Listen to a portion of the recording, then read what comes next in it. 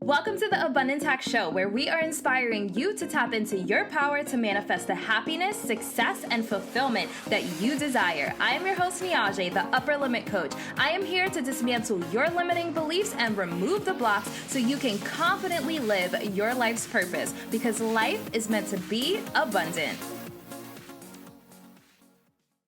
Hey M&Ms, thank you for tuning into the Abundance Hack Show. What are you manifesting in your life today? I'm super excited to dive into today's topic. We have Caroline Peters here. She is the founder of White Wolf Mystic, and she is an astrologer. So we're going to dive into astrology and the different houses and all of this exciting stuff that super intrigues me right now. But before we dive in, I want to ask you, what does abundance mean to you? Ooh, what does abundance mean to me? Well, first of all, thank you for having me on your show. Abundance for me is personal empowerment, feeling like you have authority over your own life and you're making your own decisions, and having the confidence and faith that the universe will support you in that. I love it. I ask everyone this question, and I don't think anyone's ever said empowerment. So I love that you said that. All right, so tell us about you. Who is Caroline Peters? Like the whole story? Okay, starting from day one. I was born in Annapolis, Maryland. I am an astrologer. I am also a life coach.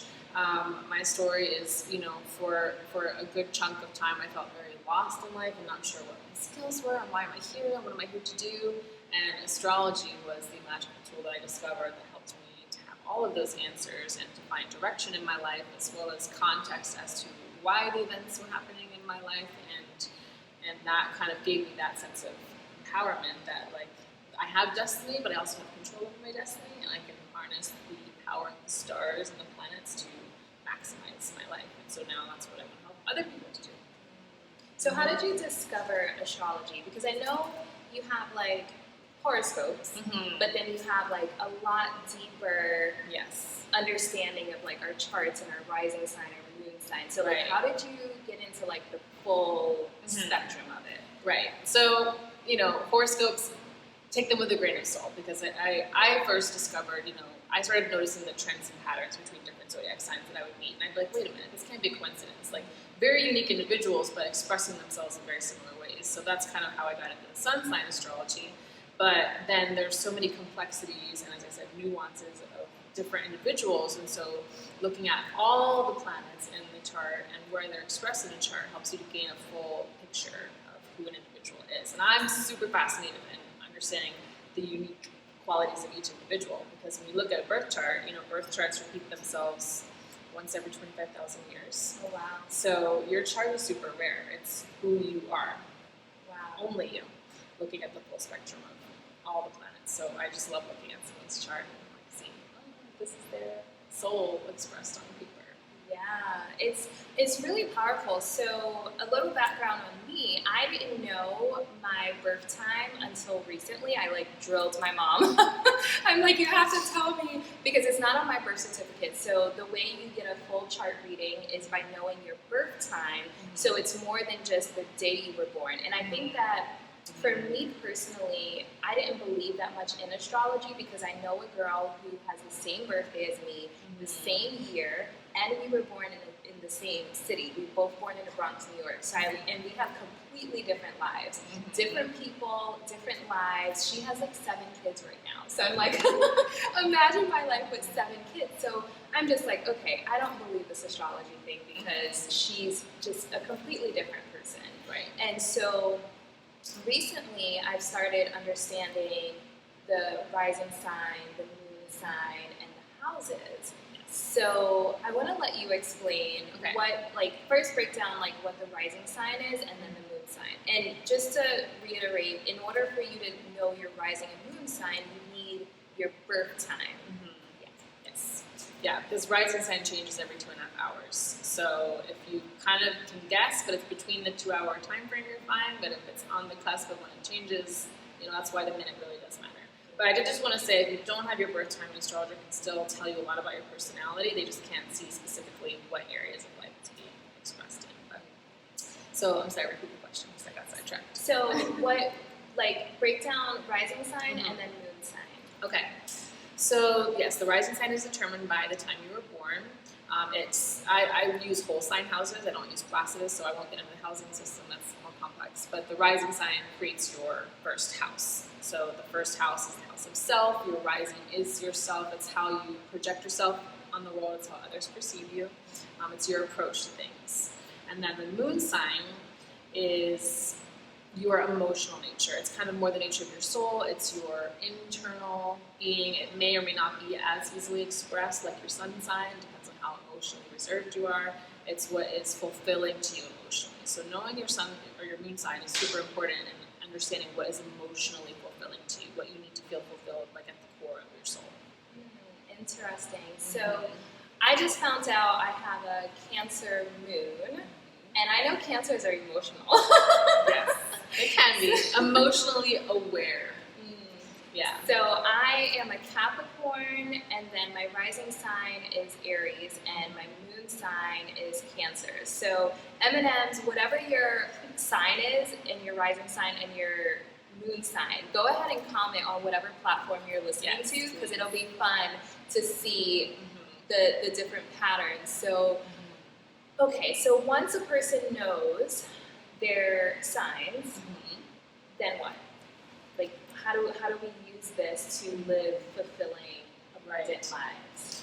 Right. So the first thing I would always look at is the sun, because the sun is the center of the solar system. It's this huge, burning, bright star, right? So wherever you have the sun in your chart is where you want to spend the most energy in your life, outwardly. It's your personality, it's your ego. So whatever sign your sun is in is a huge part of your destiny. So like, I'm a Gemini. Geminis are communicators. They are here to learn and to share information. So I think for me, understanding that I am a Gemini, trying to fit myself into a box of like a certain job that I thought I should have to be successful, but I wasn't sharing and communicating ideas, ultimately I was going to hit a roadblock, because it's my nature to learn and to share ideas. So as a Capricorn, it's your nature to be here for the purpose of self-mastery, for long-term growth, right? You have long-term vision, and you like take structured, disciplined steps towards achieving it. Like, that's what's going to be fulfilling to you, right? So sun sign is important, understanding what your ultimate purpose is here to do. Rising sign is how you approach those things. So as an Aries, you are an initiator and a leader. So you may not work very well under other people, like some Capricorns might. If there's success, then we're like, sure, if there's success involved, I can do that. But you're an Aries. Aries does not like to be told what to do by other people. You have your own vision. So it's like knowing that, no, I'm here to be a leader. Like, that's what's going to be most fulfilling. And then the moon sign, so as a Cancer moon, like connection, human connection, empathy, and nurturing, compassion. You need to feel like you can make a compassionate connection to people. Otherwise, it's not going to be fulfilling, right? So looking at those things, I mean, obviously all the planetary bodies are important to understand, but sun, moon, and rising are kind of the core to start with if you're a beginner. I love it. I love it. And so I know the house system can get really in-depth, but can you just explain overall what the different houses are? And how did I discover it? So I watched someone named Gala Darling, and she had a Vortex Fest, and there's a guy that reads everything, and he was breaking it down, and he's like, yes, Dear Cosmos, yes. love him. Yes, yes. He's so phenomenal, but he's what made me interested in the houses, and that's what I was like, okay, Mom, you have to tell me what time I was born. Like, figure this out, because for some reason it's not on my birth certificate, but he's what made me want to know, because he's like, this house controls love, this house controls career, and so break down for someone who's never heard of it, because I just heard of it recently, how would you break down what the houses are? Okay. So there are 12 houses in astrology, and starting with the first house is the house of self. So I won't get too deep into the psychology, because astrology is also very deep, like the psychology of the soul and the individual. The houses kind of represent the evolution of the soul through the journey, through the incarnation, or through a lifetime. So the first house is when you very first individuate, recognize you're a separate person from someone else. Second house is when you discover, like, oh, I have my own sense of identity, my own self-worth, my own boundaries, my own possessions. So as it kind of moves throughout the chart, it's the evolution of growth in psychology. But there are certain houses that are associated with the self and self-expression. So the first house, fifth house are very much self-expression. There's the money houses, so the second house, sixth house, and 10th house. That's how you earn money, how you work, how you work with others, how you want to structure your career, basically. And then there are romance houses. So the fifth house is also a romance house. The way I look at it, the fifth house is dating. So when you first kind of date others, what gets you kind of passionate, and it's kind of like your muse, which is why the creativity and self-expression and romance are all in the same house. Because what do people do when you fall in love? They inspire you, right? Yeah, that makes sense. Yeah. And then we have the seventh house, which is committed partnerships. And then you have the eighth house, which is when you take it even deeper and then you create intimacy with someone. What does it mean to create intimacy? So powerful.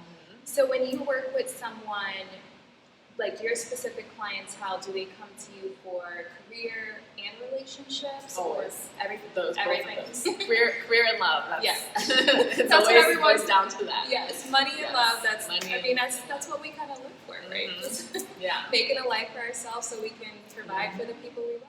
Yeah. Pretty much. Love and life purpose, I would say, and that trickles into it. Yeah. So, do you have a success story that you can share of like a client who made a change in their life due to like understanding their chart? I would say the most profound thing I've found working with clients in terms of success story, and this is something I get from nearly everyone I sit down with when I help them to understand their personality, their love language, all these things, is that they feel validated. So that's like the very basic success story I get from everyone I work with. It's like, wow, like I feel so validated, like I'm not crazy for being this way or feeling this way or for desiring these things.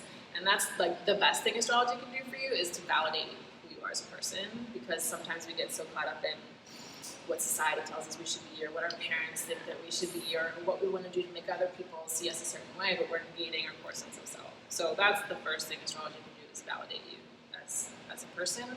I think I've helped people to make career changes. You know, if they were stuck in a career that they thought they should be in, and they had this passion, and they're like, oh, but it's not practical. And when I look at their chart, as well as the transits, which are where the planets are currently moving throughout the chart, that's another component. I was like, no, this is super in alignment with what's currently going on in your life and what is being expressed by your soul in your chart. So giving someone that extra push to like, no, this is like your destiny. What you're thinking of doing, like do it. Because if you continue doing what you have been doing, you're going to feel stuck. Yeah. So giving people really just the permission. It's not so much me teaching them as it is just validating and giving them permission. I love it. And that's so powerful, because a lot of people spend a lot of time in situations that are not fulfilling, when it could be like right there in their chart, like, hello, this is exactly what you should be doing. Because we all know at our core, but like you said, and I say it on the podcast all the time, life piles all this stuff on top of you, like what your parents feel like you should be doing, what society tells you should be doing, and then feeling like it's not practical. Right. Or it's not responsible because I'm not going to make money doing this, or it doesn't look the way it should, or, you know, people get stuck in the social self. Yeah, and that is something I'm really passionate about with this podcast, showing people that it is possible. Whatever you're feeling, whatever lights your soul on fire, do that, because that's what's going to give you that fulfilling life that you desire. Right. Yeah, Absolutely. I love it. I love it so much. So if you haven't gotten a chart, what's the proper way to say it? Read or a chart reading? A chart astrology reading. Consultation. Yeah, you definitely should. And I think that going to a trained professional, in my opinion, is better than just doing just something online where they just punch in some numbers. I mean, it's helpful if if you're not ready yet, or you're still dipping your toes in. It doesn't hurt, because you can learn a little bit about yourselves. But in general, any kind of computer-generated thing is not looking at the nuances of the chart and how the different planets interact with each other and the bigger picture. Because when you look at a whole chart, it's a story. You know, you have to look at the bigger picture and what the interactions are and how it's being expressed. And you need a human eye to do that. So a computer-generated chart is not a bad way to start, just to get your toes wet, but it's not going to be super accurate because it's disjointed. Why do we hold ourselves back? Why do we tone ourselves down for the comfort of others? It is time to be you, all of you. It is time to be decadent and become the fully expressed version of yourself. The world will never know your greatness if you tiptoe through life to avoid making someone feel insecure or inferior because your light shines bright. Go to niajae.com/decadent to download the 6 steps to a decadent you, to embrace your fullest expression and be unapologetic about it.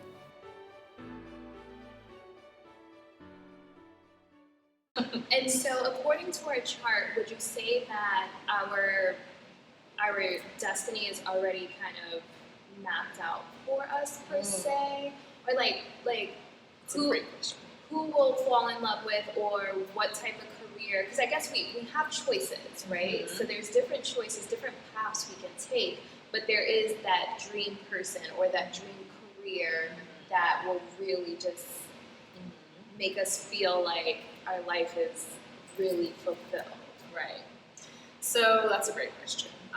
So your destiny is written in your birth chart. It is what your soul came here to learn. And it's not just, career and love, but it's also challenges. Like, if your soul has been stuck in certain patterns over time, it's like, what challenges do you also want to have in your past so that you can learn how to overcome them, so that you can learn resilience? So all of that is indicated in the chart. And your destiny is indicated in the chart, but there's free will.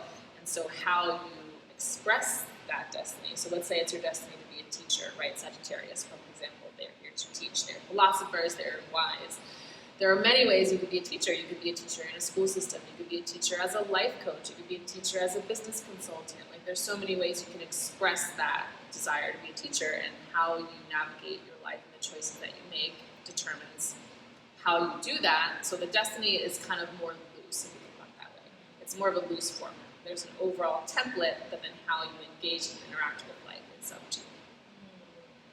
And as far as love, because I feel like career and love are the two main things always people always want to know about. So if someone is with the wrong type of person, I don't know if that makes sense, but according to our signs, we have certain characteristics, and there's certain love or support that we need, or love language. Yes. So there's probably a sign that fits us best. Combination of energy. Okay. So when you want to look, so this is a great question. Everybody wants to know, love compatibility, what zodiac sign am I compatible with? First of all, anything that you read online that says only Capricorn and Scorpio go together, no. It's a combination of energy. So if you have, as a Capricorn, you have earth energy, you have a beautiful quality, as we talked about already, because you have earth, fire, and water. So someone with a combination of earth, fire, and water. But if someone is like all earth, then you want to be with someone that has some earth in their charts. So Capricorn Sun could go really well with a Capricorn Moon, or someone with a Capricorn Venus. And so you want to look at all the planets. But yes, it is important to find people that have similar goals and similar things that are fulfilling to them. So as a Cancer Moon, you need someone that has some water in their chart, because empathy, compassion, and nurturing is so important to you. Whereas saying just another earth sign might not be enough. Like, you have that extra component, that Cancer Moon, that needs that intimacy. So powerful. So now when you go on a date, you have to be like, okay, what time were you born? Yeah, I always slip it in there. I'm like, hey, by the way, what city were you born in? Just curious. I see those memes all the time, yes. But now I get it. And what's cool is I'm finding more people too, just in my own dating experience, know their moon signs, and that's the most romantic thing you can ever say to me is your sun, moon, and rising. I'm like, really? Okay. Okay, we can talk. But yes, I think that's the future. I think in the future everyone will know all of the planetary placements. They'll know their Venus. Venus is so important because it's not just your love language. So let's talk Venus and Mars. So Venus and Mars is your love language, right? Your sun and moon are also included in that. But your Venus is what you're passionate about. It's how you want to love and receive love. It's also your self-worth. And Venus is also tied to money. How you make money, or where you can make money, is indicated by the sign and house that your Venus is in. Because money is self-worth. They're interlinked. And then Mars is your ambition. It's your personal drive. It's what gets you up off the couch to do something. But it's also sex. Oh. Mm-hmm. So your sex language and your love language. So knowing those signs is important too, and choosing a partner. Oh, so good.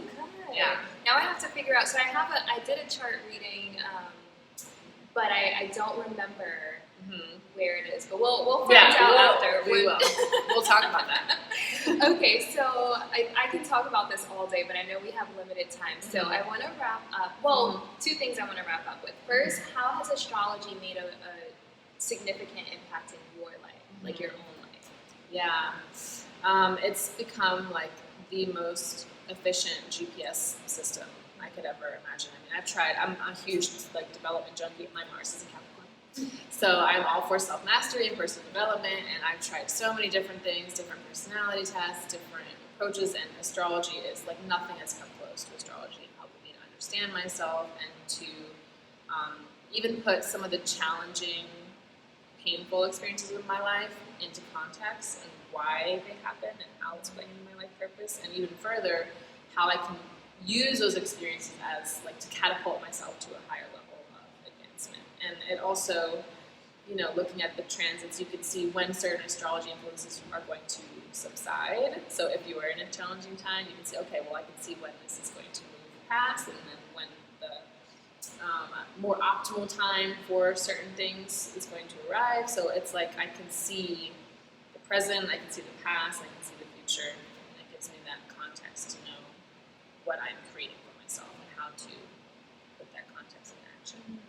I love it. I love it. I feel like things repeat, like year after year. Like I've gotten in a habit of looking back at my Facebook memories because it always tells you what you were doing on this day a year ago, 5 years ago, 8 years ago. And I find that things repeat in life. Like, or I'll be feeling a certain way and I was feeling the same way 3 years ago on that same day, which is so interesting. There's patterns. If you pay attention to the universe, to the numbers, to the planets long enough, you will see the patterns everywhere. You know, we are part of a very efficiently designed system. And so I know I said I was going to wrap up with two things, but I have one more thing I want to talk about, Mercury retrograde. Yes. So that's a huge thing, and I know like when it goes into retrograde, people start going crazy.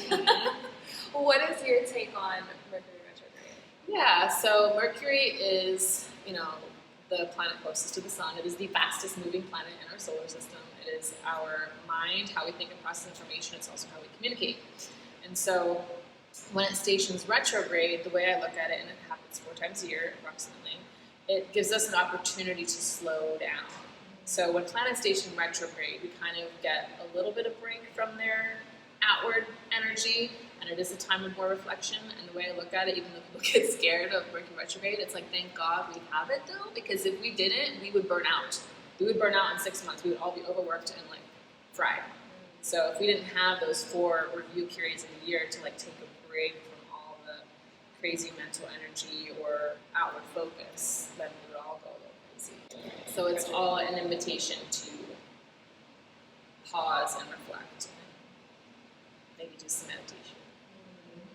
Yeah, the way I see Mercury retrograde is it's bringing a lot of things to surface that we probably need to take a good look at. Right? It's an opportunity to review, reflect, and just kind of clear out those skeletons in your closet. But I guess like if we're going so fast, we're not paying attention to those things. You know, the stuff we swept under the rug. Yes. So it's an opportunity to like clear it all out. You know. And whenever the planets move in the sky too, however it manifests in your life, that's unique to you, right? So someone who's been too outwardly focused, there may be more friction because they need to sit and meditate. And someone who's been sitting and meditating, like it may manifest differently. So however a planetary influence is showing up in your life is personal to you, that's a message for you. And so taking time to think about, okay, what is Mercury trying to teach me in this situation? How can I use it to optimize my own healing and growth? I love that. That's a great question to ask next time Mercury is in retrograde. Okay, so what are your top 3 tips for living an abundant life? Yes. In general, not astrology related, the way I'm living an abundant life is anything that happens outside of me, even something as simple as someone cutting me off on a highway. You know, knowing what I know about astrology now and how it manifests even the lowest things, I take everything as an opportunity to think about, okay, what is this teaching me? Everything is personal in that sense. Everything is an opportunity to learn and to grow, and when I use that, again, it all comes back to personal power, rather than feeling at the mercy of life, taking everything as a personal lesson for how I can grow and be more compassionate and loving. Definitely studying your chart and knowing where the planetary influences are currently at in your life can provide you with context and also permission to focus on that area of your life. So sometimes if the planets are in a career house, you know now is the time to really optimize career, but sometimes it's in a relationship or family house. It's like permission to prioritize family. So definitely getting familiar with your chart. And then third, abundance hack. Utilizing the moon cycles. So it's a perfect example today. We're recording this on a new moon. New moons are very powerful portals for putting your goals and your intentions and desires out there. Full moons are great for healing and releasing. So every 2 weeks we have a moon cycle. I think utilizing the moon cycles are also super powerful. Oh, very cool. So where can people find you online if they want to learn more about moon cycles and all of this juicy stuff we've been talking about? Yeah, so I post the most on my Instagram regularly. So my Instagram is White Wolf Mystic. You can also check out my website, www.whitewolfmystic.com. That has more kind of about me and the kind of services that I offer.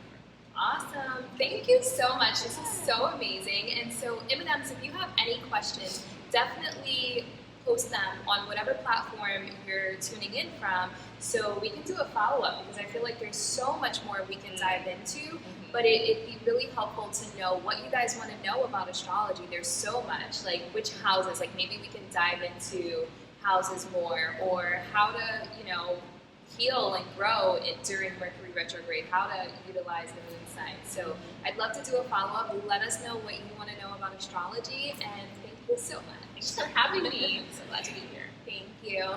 Until next time, be decadent. Thank you for tuning in to the Abundance Hack Show. I would love to hear from you. Leave your comments and questions, and don't forget to subscribe so you don't miss any of our yummy episodes. Every time you leave a 5-star rating or review, I do my happy dance.